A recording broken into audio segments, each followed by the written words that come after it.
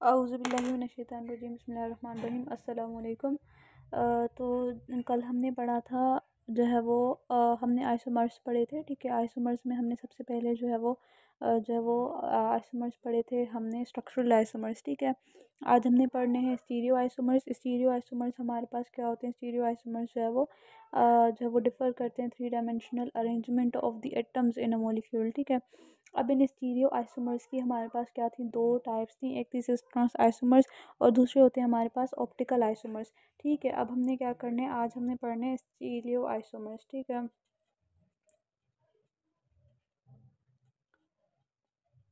Isomers. ठीक है, stereo isomers हमने क्या किए थे कल? इनको सिर्फ और सिर्फ इनकी डेफिनेशन को स्टडी किया था। आज हम जो है वो इनकी पूरी की पूरी क्लासिफिकेशन जो है वो क्लासिफिकेशन बल्कि जो दो इसके टाइप्स थे उनको जो है वो फर्दर उनको स्टडी करेंगे। ठीक है, तो आज हमारे पास क्या है? Stereo isomers. स्टीरियो आइसोमर्स क्या करते हैं? हमारे पास three dimensional arrangement of the atoms in a molecule जब इसमें क्या होता है? डिफर होता है। Differ in three dimensional arrangement of atoms in a molecule. ठीक है, तो हमारे पास जो स्टीरियो आइसोमर्स हैं वो क्या करते हैं? वो डिफर करते हैं in the three dimensional arrangement of atoms in a molecule. ठीक है, अब हमने कहा था कि हमारे पास जो है वो दो टाइप्स होते हैं स्टीरियो आइसोमर्स के। दो टाइप्स होते हैं। एक है हमारे पास सबसे पहला टाइप जिसको हम कहते हैं सिस ट्रांस आइसोमर।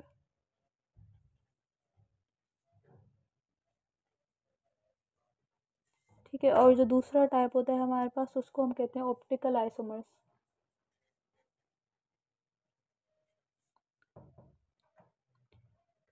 जो सिस ट्रांस आइसोमर्स हैं, अब हम क्या करेंगे? अब हम उनको पढ़ेंगे कि सिस ट्रांस आइसोमर्स में बेसिकली क्या चीज़ होती है सिस ट्रांस आइसोमेरिज्म। ठीक है, अब हमारे पास जो सबसे पहला है वो है सिस ट्रांस आइसोमर्स।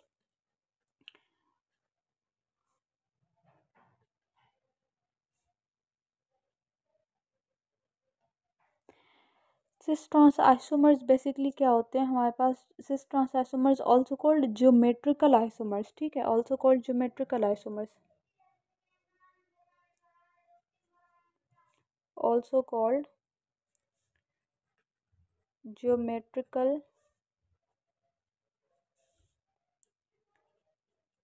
आइसोमर्स। ठीक है, cis trans isomers are also called geometrical isomers. ठीक है, अब हमारे पास ये जो सिस ट्रांस आइसोमर्स हैं वो होते क्या हैं? सिस ट्रांस आइसोमर्स बेसिकली हम कहते हैं जो है वो एक दूसरे के साथ इनमें, अच्छा ये प्रेजेंट किस में होते हैं हमारे पास? अल्कीन्स एंड साइक्लो अल्केन्स में। Only found in alkenes and cycloalkanes. ठीक है, अल्कीन्स में और साइक्लो अल्केन्स में ये क्या होते हैं हमारे पास? जो सिस ट्रांस आइसोमर्स हैं वो प्रेजेंट होते हैं। ठीक है, अब हमारे पास क्या होते हैं? अब ये सिस ट्रांस आइसोमर्स होते क्या हैं? अब इनकी डेफिनेशन देखते हैं। ठीक है, cis trans isomers also called geometrical isomer alkenes में और साइक्लो अल्केन्स में प्रेजेंट होते हैं। अब ये क्या करते हैं? ये हमारे पास because of the restriction of rotation around the double bond. ठीक है, कार्बन कार्बन के दरमियान में जो डबल बॉन्ड है उस डबल बॉन्ड के अराउंड जो रिस्ट्रिक्शन है, रोटेट नहीं करता ना, डबल बॉन्ड होता है जहाँ पे, वहाँ पे हमारे पास क्या होती है? रोटेशन पॉसिबल नहीं होती। ठीक है, it is due to restriction of rotation around the carbon carbon double bond. ठीक है, तो सिस ट्रांस आइसोमर्स जो है हमारे पास क्यों अराइज होते हैं? Arise due to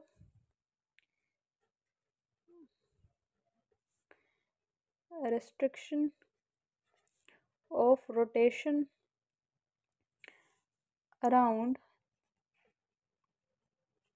carbon carbon double bond. ठीक है, कार्बन कार्बन की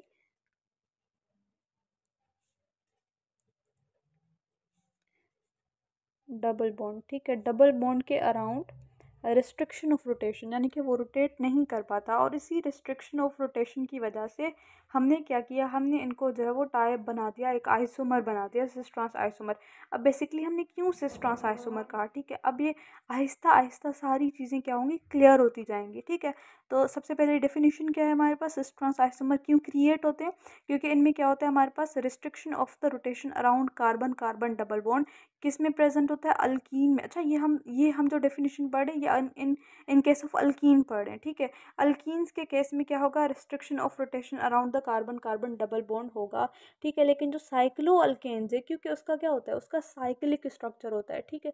फिर उसी साइक्लिक स्ट्रक्चर में, डेफिनेटली साइक्लिक स्ट्रक्चर है तो फिर उसमें रोटेशन तो पॉसिबल है नहीं ना। जब साइक्लिक स्ट्रक्चर में रोटेशन होगी तो फिर वो स्ट्रक्चर टूट जाएगा। तो वो भी क्या है, restriction of rotation but in the cyclic structure, ठीक है। तो ये क्या है, ये डिफरेंस है, ठीक है। अब अल्कीन्स में restriction of rotation around the carbon carbon double bond. अब यहाँ पे अगर फॉर सपोज मैं इसकी डेफिनेशन के आगे लिख दूँ, फॉर अल्कीन्स और इन case of alkenes only, case of alkenes, ठीक है। अल्कीन्स के केस में ये चीज़ होती है, ठीक है। लेकिन अगर for suppose in case of cycloalkanes कहें, तो साइक्लो अल्केन्स में क्या होता है हमारे पास, restriction of rotation of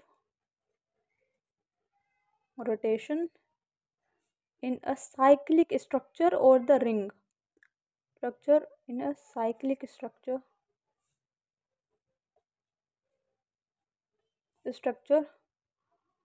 of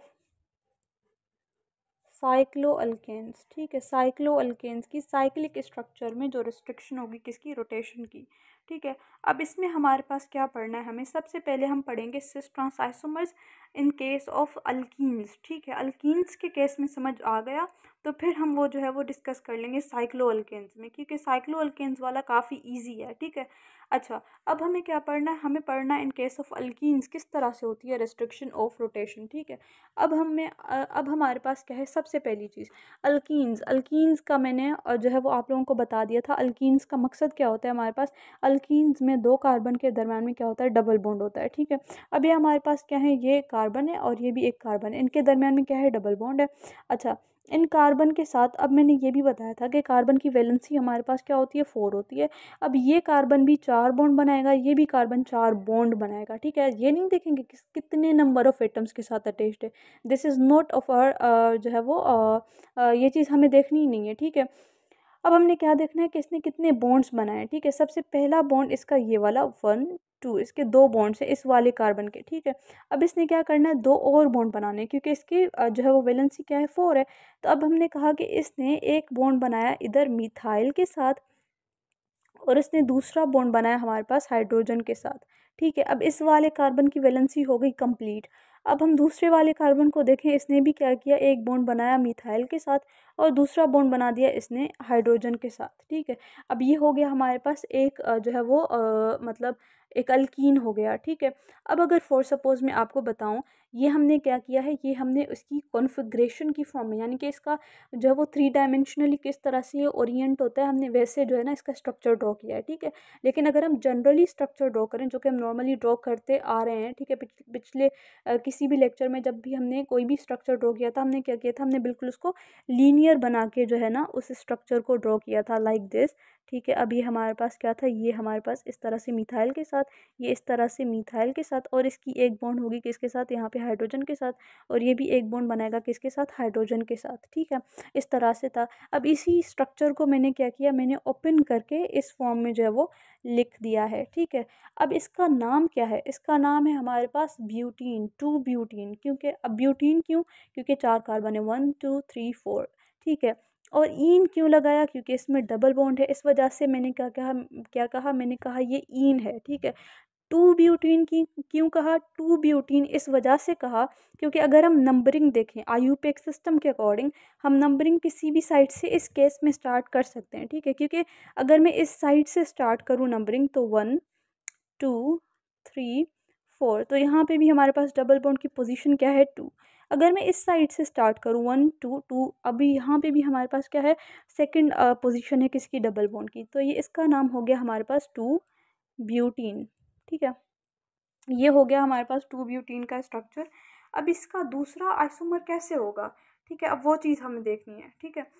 अच्छा, इसका दूसरा आइसोमर ऐसा हो सकता है कि यहाँ पे हमने क्या किया, ये है हमारे पास कार्बन, इसकी डबल बॉन्ड इस वाले कार्बन के साथ, और इस तरफ इसका मिथाइल, इस तरफ इसका हाइड्रोजन, और इस वाले में यहाँ पे हाइड्रोजन हो और इस साइड पे मेरे पास क्या हो, मिथाइल हो।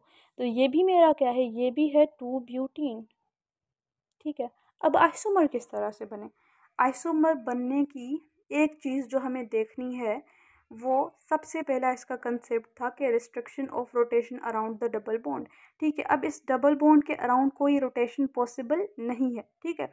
लेकिन अब इसमें एक चीज़ जो इसको आइसोमर बना देती है, वो क्या चीज़ है, वो इस कार्बन के दोनों साइड्स पे, इन दोनों कार्बन के दोनों साइड्स पे, ऊपर वाली जो साइड है, दोनों साइड्स पे क्या है, मिथाइल है, और नीचे क्या है, हाइड्रोजन एटम है। इस वाले कार्बन पे ऊपर वाली साइड पे मिथाइल है, नीचे हाइड्रोजन है। इस वाले कार्बन पे ऊपर मैंने हाइड्रोजन रखा, नीचे मैंने मिथाइल रखा। इस डेफिनेशन में, स्टीरियो आइसोमर्स की डेफिनेशन में हमने कहा था arrangement of the atoms in space, 3 dimensional arrangement of atoms जो है वो क्या होता है, इसमें डिफरेंट होता है स्टीरियो आइसोमर्स में। और यहाँ पे क्या है, 3 dimensional arrangement of atoms he different है, ठीक है। और इसको हम कहते हैं, इस तरह के आइसोमर्स को हम कहते हैं सिस ट्रांस आइसोमर्स। अब इनमें से सिस कौन सा है और ट्रांस कौन सा है, ये चीज़ हमें देखनी है। अच्छा, अगर फॉर सपोज दो तरह के, अच्छा एक चीज़, अब हर तरह के अल्कीन्स में सिस ट्रांस आइसोमर्स पॉसिबल नहीं है। क्यों नहीं है पॉसिबल हर तरह के अल्कीन्स में सिस ट्रांस आइसोमर्स, इस वजह से क्योंकि सिस ट्रांस आइसोमर्स बनाने के लिए एक सबसे ज़्यादा इम्पोर्टेंट चीज़ ये है कि जो हमारे पास जो मतलब जो कार्बन होगा ना, उस कार्बन के जो साइड्स हैं उन पे क्या हो, 2 डिफरेंट ग्रुप्स अटैच्ड हों, ठीक है। अब ये मेरे पास एक कार्बन है, ठीक है, इसके ऊपर वाली साइड पे मिथाइल है और इसके नीचे हाइड्रोजन है। इस वाले कार्बन पे भी ऊपर वाली साइड पे मिथाइल है और नीचे वाली साइड पे हाइड्रोजन है। We have nothing to do कि इसके साथ भी मिथाइल हो, इसके साथ भी मिथाइल हो, नहीं। मैंने ये चीज़ देखनी है कि इस वाले कार्बन के दोनों साइड्स पे, ऊपर और नीचे दोनों साइड जो इसने बॉन्ड्स बनाए हैं, वो दोनों बॉन्ड्स इसने किसी डिफरेंट एटम के साथ बनाए हों, तभी मैं ये कहूँगी कि इसमें सिस ट्रांस आइसोमेरिज्म पॉसिबल है। लेकिन अगर फॉर सपोज कुछ इस तरह से हो कि मेरे पास ये ऐसे हो, ऊपर जो है वो इसका मिथाइल हो, नीचे भी इसने मिथाइल के साथ बॉन्ड बनाया हो, और इसने यहाँ पे ऊपर हाइड्रोजन के साथ बॉन्ड बनाया और नीचे मिथाइल के साथ बॉन्ड बनाया, इस वाले केस में सिस ट्रांस आइसोमेरिज्म पॉसिबल नहीं है। क्यों नहीं है, क्योंकि इस वाले कार्बन के दोनों साइड्स पे जो ग्रुप अटैच्ड है वो एक ही तरह का ग्रुप अटैच्ड है, ठीक है। तो इस वाले केस में भी ये नहीं बता सकती कि सिस आइसोमर है या ट्रांस आइसोमर है, बेसिकली इसमें आइसोमेरिज्म पॉसिबल है ही नहीं। क्यों पॉसिबल नहीं है, क्योंकि एक possible condition for making cis trans isomer is कि एक एटम के साथ 2 डिफरेंट ग्रुप्स अटैच्ड होने चाहिए। अगर 2 डिफरेंट ग्रुप्स अटैच्ड नहीं हैं तो वो हमारे पास सिस ट्रांस आइसोमर्स नहीं होंगे, ठीक है। तो ये चीज़ आपने याद रखनी है, ठीक है। जो necessary and the sufficient condition,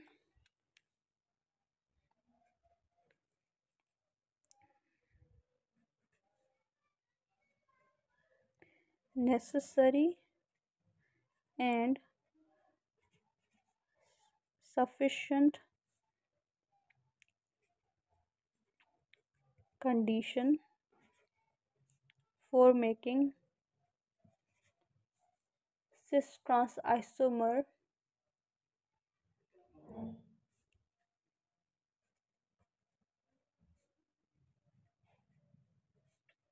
is that there must be 2 groups attached to the same carbon, that 2 groups attached to the same carbon must be different, ठीक है। जो 2 ग्रुप्स अटैच्ड होंगे सेम कार्बन के साथ, लाजमी है कि वो दोनों ग्रुप्स क्या हों, डिफरेंट हों, तभी जो है वो सिस ट्रांस आइसोमेरिज्म पॉसिबल है, ठीक है। ये तो एक कंडीशन हो गई। अब मैंने ये अभी तक नहीं बताया कि इनमें से सिस आइसोमर कौन सा है और ट्रांस आइसोमर कौन सा है, ठीक है। अब ये जो दोनों कार्बन हैं, अगर एक ग्रुप दोनों साइड्स पे एक एक जैसा हो, same group on the same side हो, तो उसको हम कहेंगे सिस आइसोमर। और जो है वो different groups on the same side, मतलब यहाँ पे मिथाइल ग्रुप है और इधर हाइड्रोजन है, इधर हाइड्रोजन और इधर मिथाइल है, तो ये क्या है हमारे पास different group on the same side, different group on the same side. ठीक है, तो this one is called the trans isomer. ठीक है, तो इसको मैं कहूँगी ये भी टू ब्यूटीन है और वो भी क्या है मेरे पास टू ब्यूटीन है। This is the sis to butene और ये मेरे पास क्या है ट्रांस टू ब्यूटीन। ठीक है, तो ये क्या है बेसिक फ़र्क है सिस ट्रांस आइसोमर्स का। ठीक है, अब मेरे पास क्या है, एक अगेन मैं रिपीट कर देती हूँ, इस चीज़ को रिवाइज कर देती हूँ कि जो स्टीरियो आइसोमर्स हैं वो क्या करेंगे, वो different in the three dimensional arrangement of atoms in a molecule. 3D arrangement जो है वो एटम्स की क्या होगी, इसमें डिफरेंट होगी। दो इसके टाइप्स होते हैं, एक होता है cis trans isomers which is also called geometrical isomer, और दूसरे होते हैं हमारे पास ऑप्टिकल आइसोमर्स, जिनको अभी हम स्टडी करेंगे इसके बाद। जो सिस ट्रांस आइसोमर्स हैं वो किस तरह से अराइज होते हैं, सिस ट्रांस आइसोमर्स किन किन चीज़ों में प्रेजेंट होते हैं, अल्कीन्स में और साइक्लो अल्केन्स में प्रेजेंट होते हैं। They arise due to the restriction of rotation around carbon carbon double bond. जो कार्बन, अच्छा अल्कीन्स में, इन केस ऑफ अल्कीन्स के केस में जो सिस ट्रांस आइसोमर्स होते हैं वो कार्बन कार्बन डबल बॉन्ड के अराउंड रिस्ट्रिक्शन ऑफ रोटेशन की वजह से बनते हैं। ठीक है, और साइक्लो अल्केन्स में क्या होता है, क्योंकि साइक्लो अल्केन्स क्या होते हैं, साइक्लिक फॉर्म में होते हैं, तो उस साइक्लिक फॉर्म में जो है वो बेसिकली हमारे पास जो रिंग है वो ब्रेक हो सकती है। ठीक है, अगर उसमें रोटेशन हुई, अगर वो रिंग रोटेट करेगी तो उसमें क्या होगा, वो रिंग ब्रेक हो जाएगी। तो इस वजह से हमारे पास क्या होता है, वो प्रोड्यूस करता है सिस और ट्रांस आइसोमर्स। अब इस तरह से अभी आपको उसकी डेफिनेशन बिल्कुल भी समझ में नहीं आएगी कि क्यों मतलब वो क्रिएट होता है। ठीक है, जब उसकी एग्जाम्पल करेंगे ना, बेसिकली यहाँ पे होता है कि मोस्ट ऑफ द थिंग्स हमारे पास क्या होते हैं, क्लियर तभी होते हैं जब हम जो है वो उनकी क्या करते हैं, हम उनकी एग्जांपल्स करते हैं। ठीक है, सिर्फ डेफिनेशन से काफ़ी चीज़ें इतनी क्लियर नहीं होती जितनी हम एग्जांपल से क्लियर क्लियर कर लेते हैं। ठीक है, अच्छा, और इस चीज़ के अलावा क्या चीज़ हमें देखनी थी कि मैंने कहा था कि रिस्ट्रिक्शन ऑफ रोटेशन होगी around the carbon carbon double bond in case of alkenes. ठीक है, अगर फॉर सपोज हमने क्या करना है, हम इस कार्बन कार्बन की जो डबल बॉन्ड है इस वाले बॉन्ड को ब्रेक करना चाहते हैं, तो इस बॉन्ड को ब्रेक कर ओ सॉरी, इस बॉन्ड की दरमियान में ये जो दोनों कार्बन है इनको रोटेट करवाना चाहते हैं, तो इस रोटेशन को कराने के लिए हमें जो डबल बॉन्ड है इस डबल बॉन्ड को ब्रेक करना पड़ेगा। डबल बॉन्ड मीन्स ये पाई बॉन्ड जो है इसका, उस पाई बॉन्ड को हम ब्रेक करेंगे। ठीक है, ये तो आई गेस आप सब लोगों को पता होगा कि हमारे पास जब भी डबल बॉन्ड की फॉर्मेशन होती है तो उनमें सबसे पहले क्या होता है, जो सिंगल बॉन्ड होता है, सिंगल बॉन्ड को हम कहते हैं सिग्मा बॉन्ड, और जो उसके बाद जो सेकंड बॉन्ड बनता है that second bond is said to be pi bond. ठीक है, तो अब जब हम इस पाई बॉन्ड को ब्रेक करेंगे तो पाई बॉन्ड के ब्रेक होने के बाद हमारे पास क्या होगा, इसमें रोटेशन पॉसिबल है। विदाउट ब्रेकिंग पाई बॉन्ड इसमें रोटेशन पॉसिबल नहीं है। ठीक है, तो ये चीज़ भी हो गई। अब इसके बाद हम कुछ और एग्जांपल्स देखेंगे हमारे पास इस ट्रांस आइसोमर्स की, और उसके फिर हम जो है वो साइक्लो अल्केन्स की देखेंगे। पहले अल्कीन्स की देखेंगे, सिस और ट्रांस आइसोमर्स की। अच्छा, सिस आइसोमर और ट्रांस आइसोमर की डेफिनेशन में अगेन रिपीट करती हूँ। अगर अल्काइल हेलाइड या अल्काइल रेडिकल या कोई भी जो ग्रुप है, कोई भी चीज़ जो attached on the same side, तो this is said to be cis isomer. If the alkyl radical or any group is attached on the other side or the opposite side, this is said to be trans isomer. ठीक है, trans isomer में क्या होगा, opposite side पे होगा। ठीक है, तो अपोजिट साइड पे हो तो trans isomer, if on the same side then it is said to be cis isomer. अच्छा, अब अगर फॉर सपोज हम दूसरे एग्जांपल्स देखें सिस ट्रांस आइसोमर्स के, तो ये हमारे पास क्या है, कार्बन और ये कार्बन, इनके दरम्यान में डबल बॉन्ड है, ये भी कार्बन और कार्बन डबल बॉन्ड है। ठीक है, इस साइड पे इसमें क्या है, क्लोरीन अटैच्ड है, और इसमें भी क्या है हमारे पास, क्लोरीन अटैच्ड है। इसमें इस साइड पे मैंने क्या किया, मैंने ब्रोमीन अटैच करवा दिया, और इस साइड पे भी ब्रोमीन अटैच्ड है। ठीक है, इसमें भी क्लोरीन और इसमें क्या है, ब्रोमीन अटैच्ड है, और इसमें क्या है, इस साइड पे जो है वो ब्रोमीन और इस साइड पे नीचे क्या है, क्लोरीन अटैच्ड है। तो this one is the cis isomer और this one is the trans isomer. ठीक है, अब हमने क्या करना है, हमें देखना है कि सिस और ट्रांस आइसोमर्स के जो है वो कुछ कैरेक्टरिस्टिक देखेंगे, जो कि इंपॉर्टेंट कैरेक्टरिस्टिक्स हैं जो कि हमें देखनी है। ठीक है, अब एक चीज़ जो सबसे पहली चीज़ है कि जो सिस आइसोमर्स होते हैं,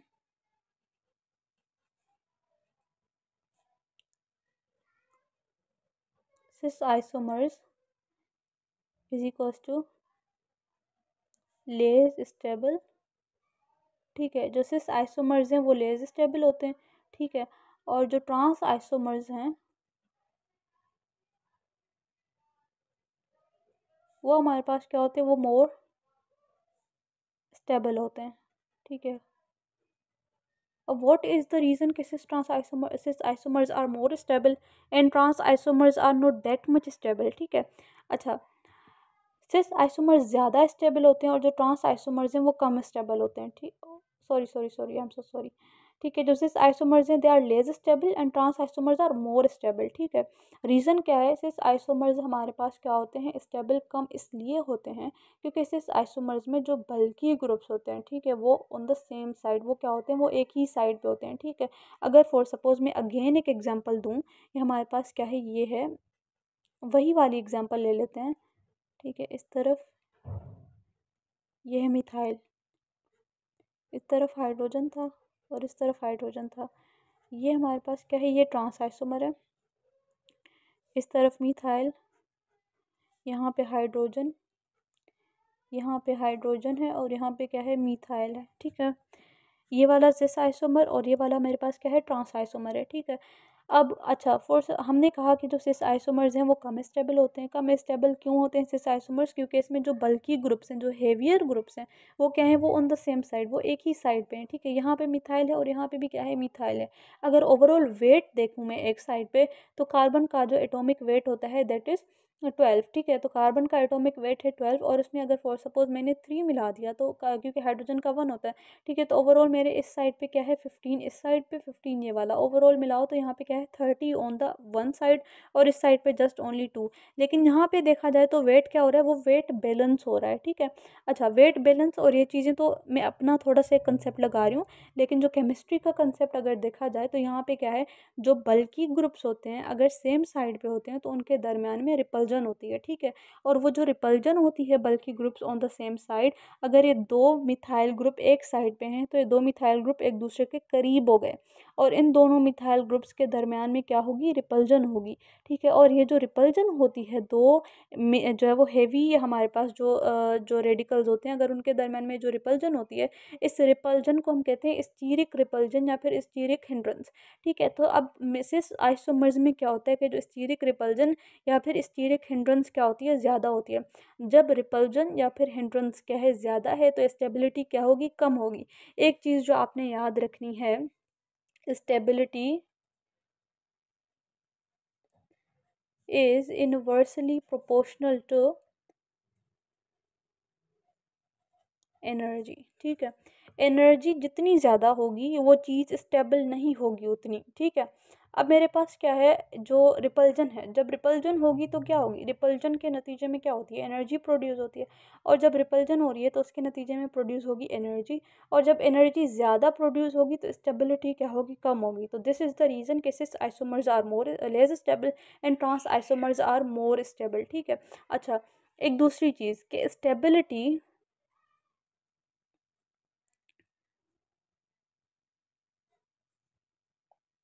is inversely proportional to reactivity। जो चीज़ ज़्यादा स्टेबल होगी वो रिएक्शन नहीं करेगी। सिंपल सी बात है। एक चीज़ स्टेबल है तो वो रिएक्शन क्यों करेगी, एक चीज़ अनस्टेबल है तभी वो स्टेबल होने के लिए क्या करती है, वो रिएक्शन करती है। ठीक है। अब यहाँ पे दूसरी चीज़ है रिएक्टिविटी। जो सिस आइसोमर्स हैं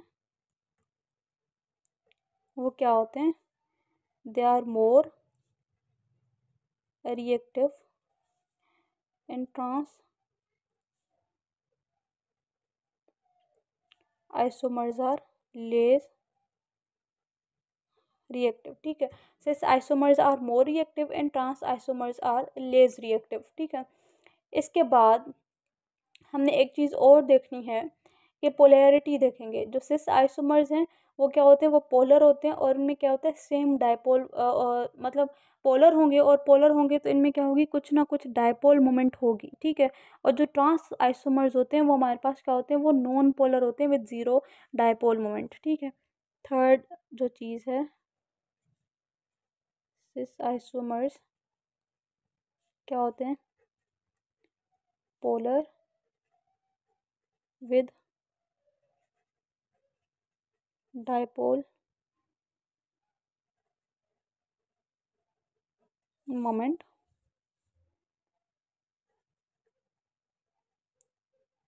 trans isomers non-polar with no dipole moment. Dipole moment basically क्या होता है? Dipole moment is the measure of polarity. कोई भी सब्सटेंस, कोई भी कंपाउंड हमारे पास कितना पोलर है, उस चीज़ को जो है वो इन वी कैन से कि इन नंबर्स जो चीज़ जो है वो शो करती है, वो बेसिकली हमारे पास क्या होता है? डायपोल मोमेंट होता है। ठीक है, जो चीज़ पोलर होगी डेफिनेटली उसमें क्या होगा? कुछ ना कुछ डायपोल मोमेंट होगा। और जो चीज़ पोलर नहीं होगी उसके पास क्या होगा? उसके पास जीरो डायपोल मोमेंट होगा। तो ये चीज़ होती है हमारे पास कि जो सिस आइसोमर्स होते हैं वो पोलर होते हैं और उनके पास क्या होता है? डायपोल मोमेंट होता है। और जो ट्रांस आइसोमर्स हैं वो नॉन पोलर होते हैं और उनमें कोई भी डायपोल मोमेंट नहीं होता। अच्छा, और जो फोर्थ पॉइंट जो कि हमने देखना है सिस और ट्रांस आइसोमर्स के दरमियान में, जो सिस आइसोमर्स होते हैं इनके पास क्या होता है? High melting point. ठीक है, और जो ट्रांस आइसोमर्स होते हैं they have low melting point. ठीक है, जो सिस आइसोमर्स हैं इनके पास होता है हाई मेल्टिंग पॉइंट और ट्रांस आइसोमर्स के पास होता है लो मेल्टिंग पॉइंट। ठीक है, और दूसरी चीज़, एक और चीज़ जो कि इम्पोर्टेंट है कि हम क्या कर सकते हैं? हम सिस आइसोमर्स को कन्वर्ट कर सकते हैं ट्रांस आइसोमर्स में, और ट्रांस आइसोमर्स को हम क्या कर सकते हैं? हम इनको कन्वर्ट करते हैं सिस आइसोमर्स में, या ट्रांस आइसोमर्स को सिस में कन्वर्ट कर सकते हैं और सिस आइसोमर्स को हम ट्रांस आइसोमर्स में कन्वर्ट कर सकते हैं। That means they are interconvertible. ठीक है, यानी कि हम दोनों को कन्वर्ट कर सकते हैं। ठीक है, अब अगर फॉर सपोज हम सिस आइसोमर को कन्वर्ट करना चाहते हैं ट्रांस आइसोमर में, तो सबसे पहले हमने क्या करना होगा? हम ब्रेक करेंगे पाई बॉन्ड को। ठीक है, जो पाई बॉन्ड जो कि डबल बॉन्ड था उस एक बॉन्ड को हम ब्रेक करेंगे। ठीक है, जब हम एक पाई बॉन्ड को ब्रेक करेंगे तो फिर क्या होगी? रोटेशन पॉसिबल होगी। और जब रोटेशन पॉसिबल होगी तो एक साइड का जो ग्रुप है वो क्या करेगा? वो दूसरे साइड पे शिफ्ट हो जाएगा। और दूसरे साइड का जो ग्रुप है मतलब इस तरह से क्या होगी? शिफ्टिंग होगी। ठीक है, मैं एक दफ़ा बता देती हूँ। ठीक है, मैंने कहा था, अच्छा इसी एग्जांपल पे अगर हम देखें तो, अच्छा एक सेकंड, इसी एग्जांपल पे हम देखते हैं। ठीक है, ये हमारे पास क्या है? एक है मेरे पास सिग्मा बॉन्ड और एक मेरे पास है पाई बॉन्ड। ठीक है, अब अगर फॉर सपोज मैं चाहती हूँ कि मैं इस सिस आइसोमर को कन्वर्ट करूँ ट्रांस आइसोमर में। ठीक है, तो सबसे पहले हम इस पाई बॉन्ड को क्या करेंगे? ब्रेक करेंगे, क्योंकि हमेशा जो पाई बॉन्ड है it is weaker then the sigma bond. Sigma bond is one of the strongest bond. ठीक है, अब सिग्मा बॉन्ड को क्या करना है? ब्रेक नहीं कर सकते इजीली, हम पाई बॉन्ड को पहले ब्रेक करेंगे। पाई बॉन्ड को जब मैं ब्रेक कर दूंगी तो पाई बॉन्ड को ब्रेक करने के बाद ये चीज़ ईजी होगी कि हम इस तरह के इस साइड के जो हमारे पास जो टॉप पे हमारे पास क्या है? दोनों मिथाइल, हम इनमें से एक मिथाइल को नीचे कन्वर्ट कर सकते हैं, यानी कि इसकी रोटेशन ओवरऑल क्या है? इस वाले स्ट्रक्चर की पॉसिबल है। ठीक है, after breaking the pi bond. ठीक है, पाई बॉन्ड को ब्रेक करने के लिए। और एक चीज़, अगर फॉर सपोज ब्रेक करना है पाई बॉन्ड को, ठीक है, एक बॉन्ड है उस बॉन्ड को ब्रेक करना है, बॉन्ड ब्रेक करने के लिए कोई ना कोई एनर्जी तो चाहिए होगी ना। दो, और वो एनर्जी हमारे पास कौन सी होती है? वो एनर्जी होती है हमारे पास जो बॉन्ड को ब्रेक करने के लिए हमें चाहिए, दैट इज़ बॉन्ड एनर्जी। ठीक है, बॉन्ड बनते वक्त भी बॉन्ड एनर्जी रिलीज होती है और बॉन्ड ब्रेक होने के लिए भी हमें बॉन्ड एनर्जी रिक्वायर्ड होती है, if I am not wrong. ठीक है, तो अब मेरे पास अगर फॉर सपोज मुझे क्या करना है? मुझे सिस आइसोमर को कन्वर्ट करना है ट्रांस में, और ट्रांस को जब वो सिस में कन्वर्ट करना है। ठीक है, तो उसके लिए जो एनर्जी मुझे रिक्वायर्ड होती है that energy 62 kilocalories per mole. ठीक है, अब फिफ्थ पॉइंट जो कि इम्पोर्टेंट है कि we can convert cis and trans isomers are inter convertible, and this can happen only by breaking pi bond. ठीक है, and the energy required for that is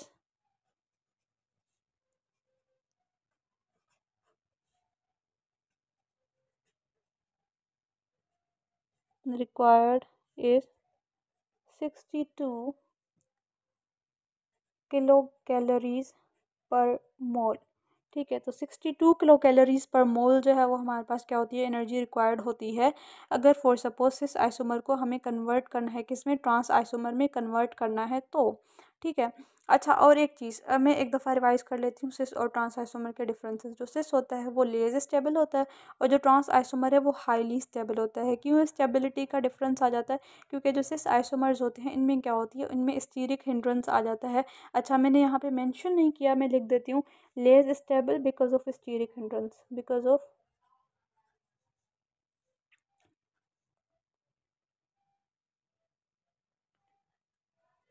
steric repulsion। ठीक है।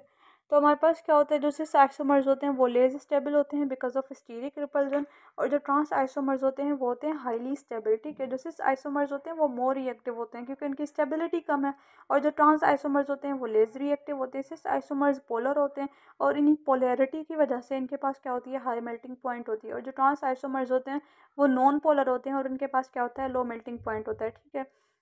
अच्छा, जो सिस आइसोमर्स हैं इनको हमने क्या कहा, इनको हमने कहा cis trans isomers also called geometrical isomers. अब ये जो हमारे पास सिस ट्रांस आइसोमर्स होते हैं इनके पास क्या होते हैं, different physical and chemical properties होती हैं। ठीक है। अब हमारे पास क्या होती है, इनकी फिजिकल प्रॉपर्टीज़ भी डिफरेंट होंगी और इनकी केमिकल प्रॉपर्टीज़ भी हमारे पास क्या होंगी, डिफरेंट होंगी। ये चीज़ जो आपने याद रखनी है, मैं दोबारा यहाँ पे लिख देती हूँ। ठीक है। Cis trans isomers,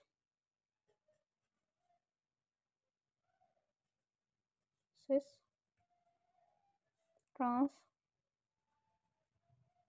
isomers have different physical and chemical properties. ठीक है। जो सिस ट्रांस आइसोमर्स होते हैं इनके पास क्या होती हैं, different chemical and physical properties होती हैं। ठीक है। एक एग्जांपल जो है वो हमारे पास है सिस ट्रांस आइसोमर्स का, जो कि आगे स्वेडल की बुक में है। आई थिंक वो मैं एक दफ़ा आप लोगों को समझा देती हूँ। Malic acid and fumaric acid जो है वो एक दूसरे के सिस ट्रांस आइसोमर्स हैं। ठीक है। तो जो मेलिक एसिड है उसका स्ट्रक्चर किस तरह से होता है, ये carbon double bond with this carbon. ठीक है। एक साइड पे ये हमारे पास क्या है, कार्बोक्सिलिक ग्रुप, और इस तरफ हमारे पास क्या है, कार्बोक्सिलिक ग्रुप है। ठीक है, कार्बोक्सिल ग्रुप। और इस तरफ क्या है, ये हाइड्रोजन है, और इस तरफ हमारे पास क्या है, ये हाइड्रोजन। ये हमारे पास क्या है, सिस स्ट्रक्चर है इसका। ठीक है। और दूसरा हमारे पास क्या है, ये ट्रांस स्ट्रक्चर। अब ये हमारे पास carbon double bond with this carbon, ये हमारे पास है कार्बोक्सिल ग्रुप, और ये हमारे पास है दूसरा कार्बोक्सिल ग्रुप। ये हमारे पास है हाइड्रोजन, और ये हमारे पास है दूसरा हाइड्रोजन। ठीक है। This is trans isomer. ठीक है। अच्छा, इनमें से मेलिक एसिड कौन सा है और फिमेरिक एसिड कौन सा है? ठीक है। जो मेलिक एसिड है वो हमारे पास क्या है, सिस आइसोमर है, और जो फिमेरिक एसिड है वो हमारे पास है ट्रांस आइसोमर। ठीक है, maleic acid and fumaric acid. ठीक है। अच्छा, अगर फॉर सपोज मैं इनका आयुर्वेदिक नेम देखूं तो ये हमारे पास क्या है, maleic acid is cis butenedioic acid, सिस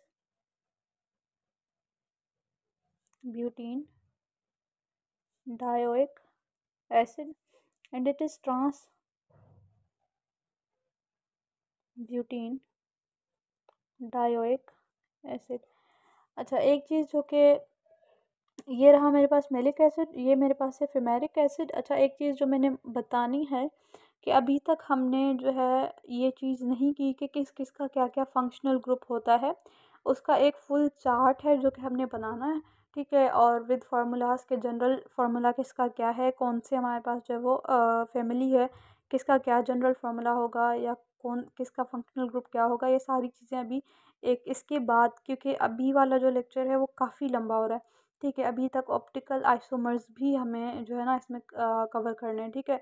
इसके बाद जो है इंशाल्लाह मैं वही समझाऊंगी कि किसके क्या जो है वो हमारे पास जनरल फार्मूला होगा, किसका क्या आइसोमर है, ये सारी चीज़ें उसमें फिर कवर करेंगे। और इसके बाद जो है वो फिर हमारे पास जाके ये chapter finally and finally complete होगा। ठीक है। तो क्योंकि टॉपिक्स जो है वो काफ़ी मतलब इतनी ज़्यादा नहीं है, लेकिन बात यह है कि ये बेसिक है ऑर्गेनिक की। और जब तक हमें बेसिक नहीं पता होगी ना, हमें इंट्रो ही नहीं पता। जब हमें इंट्रो नहीं पता तो हम आगे कैसे पढ़ेंगे? तो इसलिए आई ट्राई माई बेस्ट, क्योंकि आई नो कि स्टूडेंट्स को क्या चीज़ जो है वो ईज़ी लगती है और क्या चीज़ डिफ़िकल्ट लगती है। तो उसके अकॉर्डिंग आई एम ट्राइंग के वैसे ही कवर कराया जाए सब कुछ, ठीक है? तो इंशाल्लाह आगे चल के जो है वो फिर फर्स्ट ईयर के भी स्टार्ट कर लेंगे। और उनमें से अच्छा, एक चीज़ जो मैं कहूँगी कि जो है वो चीज़ें, जो चैप्टर्स आप लोगों को ज़्यादा मुश्किल लग रहे हैं, क्योंकि as in my student life जो चीज़ मुझे मुश्किल लगी थी, सबसे पहले मैं वो ट्राई कर रही हूँ कि उसको मैं कवर कराऊँ, ठीक है? इतनी मुश्किल भी नहीं लगी, या फिर कुछ ऐसी चीज़ें जो कि मुश्किल नहीं थी लेकिन हमें समझ नहीं आ रही थी, ठीक है? तो वो चीज़ें आई विल ट्राई कि पहले कवर कराई जाएँ, ठीक है? और वो चीज़ें जो कि इतनी मुश्किल नहीं हैं लेकिन फिर भी जस्ट कि सिलेबस कंप्लीट हो, ठीक है? कुछ-कुछ स्टूडेंट्स को वो भी समझ नहीं आती, तो वो भी इंशाल्लाह कवर करेंगे, ठीक है? तो अच्छा, एक चीज़ ये हमारे पास है मेलिक एसिड, और वो हमारे पास है fumaric acid. Maleic acid is the cis isomer and fumaric acid is the trans isomer. अब आप ये चीज़ बताएं कि सिस आइसोमर कौन सा, अच्छा, इन दोनों में से स्टेबल कौन सा होगा? इन दोनों में से स्टेबल होगा सिस आइसोमर यानी कि मेलिक एसिड। अच्छा, इन दोनों में से मेल्टिंग पॉइंट किसकी हाई होगी? सिस आइसोमर यानी कि मेलिक एसिड की हाई मेल्टिंग पॉइंट होगी। तो इसका जो मेल्टिंग पॉइंट होता है हमारे पास सिस आइसोमर यानी कि मेलिक एसिड का, वो होता है मेरे पास 288 degree centigrade. 88 degree centigrade, 288 degree centigrade इसका क्या है? मेल्टिंग पॉइंट है, ठीक है? और ये मेलिक एसिड क्योंकि सिस आइसोमर है तो ये क्या होगा? हमारे पास ज़्यादा रिएक्टिव होगा। और जो फेमेरिक एसिड है इसका जो मेरे पास मेल्टिंग पॉइंट है वो है 130 डिग्री सेंटीग्रेड, ठीक है? 130 डिग्री सेंटीग्रेड। अच्छा, एक चीज़ कि आप लोगों को सबके याद नहीं करने के किसका मेल्टिंग पॉइंट क्या है, या जो हमारे पास फैक्ट्स एंड फिगर्स हैं वो सारी याद नहीं करनी, ठीक है? आप लोगों को एक जनरल सा आइडिया होना चाहिए। जैसे ये मैंने एक जनरल बता दिया ना कि सिस का इतना ज़्यादा होता है और ट्रांस का मेल्टिंग पॉइंट कम होता है। सिस जो है हमारे पास लेज़र स्टेबल होता है, ट्रांस ज़्यादा स्टेबल होता है। ये चीज़ें जब आपके ज़हन में होंगी ना, कभी भी आप लोग एमसीक्यूज़ में इवन तो देखेंगे, तो आप लोगों को भले कुछ जो है वो हमारे पास क्या हो, भले फिगर्स दिए गए हों, लेकिन फिर भी आपको एक आइडिया होगा तो आप एमसीक्यूज़ में वो खुद उन चीज़ों को देख के आप खुद एनालाइज़ कर लेंगे कि इनमें से सही ऑप्शन कौन सा बनता है, ठीक है? तो ये चीज़ होगी। लेकिन ये है कि correct mostly facts and figures इतने नहीं आते। कभी भी आपके एमडी के टेस्ट में ये चीज़ नहीं पूछते कि इसका मेल्टिंग पॉइंट कितना है, इसका मेल्टिंग पॉइंट कितना है, क्योंकि ऑलरेडी नॉलेज बहुत ज़्यादा, काफ़ी चीज़ें हैं, काफ़ी चीज़ें इंपॉर्टेंट हैं। इन इन चीज़ों से ज़्यादा इंपॉर्टेंट चीज़ें और हैं, ठीक है? तो ये चीज़ आप लोगों से कभी नहीं पूछते, ठीक है? अच्छा, इसके अलावा अभी हमने पढ़ना है कि साइक्लो अल्केन्स में किस तरह से आइसोमेरिज्म होता है, जो है वो cis trans isomer cycloalkanes में कैसे होते हैं। साइक्लो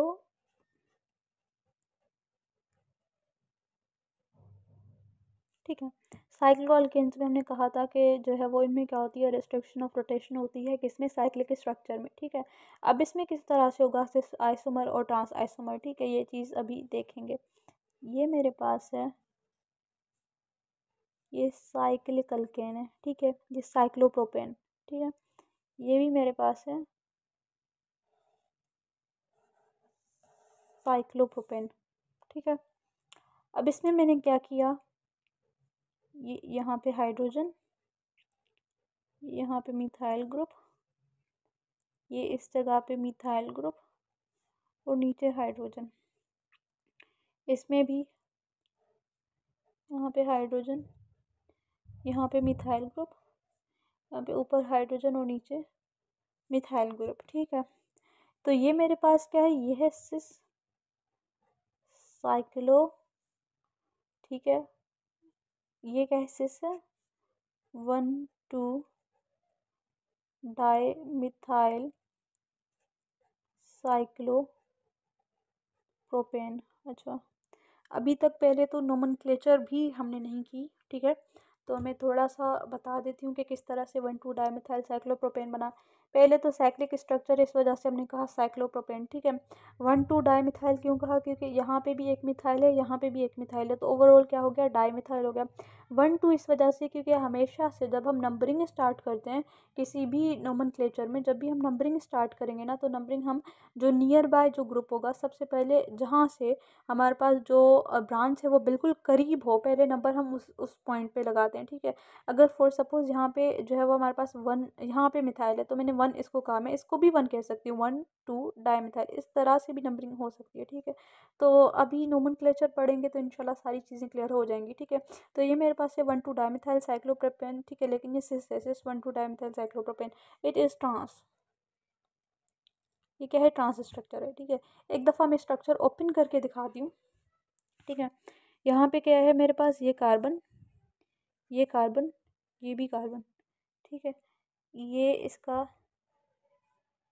सिंगल बॉन्ड इनका एक दूसरे के साथ। ठीक है, अच्छा, कार्बन की वैलेंसी क्या है? 4। इसने एक बॉन्ड, दो बॉन्ड, तीसरा बना लिया है इस मिथाइल के साथ, और चौथा इसने बना लिया हाइड्रोजन के साथ, और उसी हाइड्रोजन को मैंने इस तरह से नीचे शो किया था। ठीक है, इसने क्या किया? दो बॉन्ड ऑलरेडी बना लिए हैं, दो इसने बॉन्ड इधर बना लिया। इसने क्या किया? एक बॉन्ड ऊपर इस वाले मिथाइल के साथ, और एक जो है इसने हाइड्रोजन के साथ बनाया। ठीक है, इस वजह से हमने क्या किया? इनका ये वाला जो है वो सिस ट्रांस वाला स्ट्रक्चर जो है वो इनका आ गया। ठीक है, इस वाले केस में मैंने क्यों नहीं लिया सिस और ट्रांस स्ट्रक्चर?